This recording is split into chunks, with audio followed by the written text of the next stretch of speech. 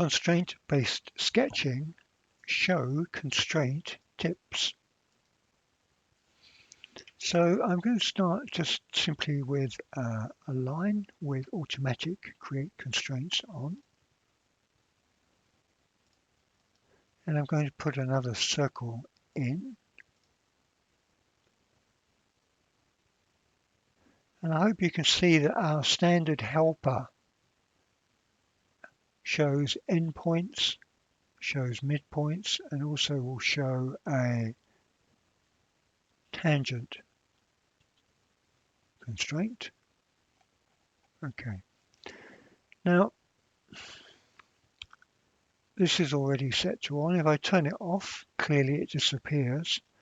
But I wanted to show that. Let me add another as well, another line from here to the center. Now with these tips on, every time you make a construction, you can see that the constraint tip gets added. And by simply hovering the mouse over the constraint tip, the related geometry is highlighted. It becomes slightly more difficult when there are multiple constraints, so open the drop down, and there we have our perpendicularity and our coincident constraint. The perpendicular constraint is a result of the line being coincident with the circle center. So let me add a circle.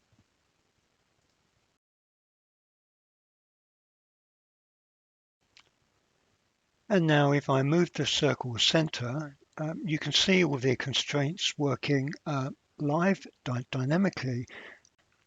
It's a reasonable way to check that everything is working the way that you intended it to work. And when finished, you can just undo to the previous position. And from there, just add another constraint. For instance, I think I'm going to fix that circle diameter and its position. So geometry has less freedoms, as you can see. Of course, we can turn these all off quite quickly.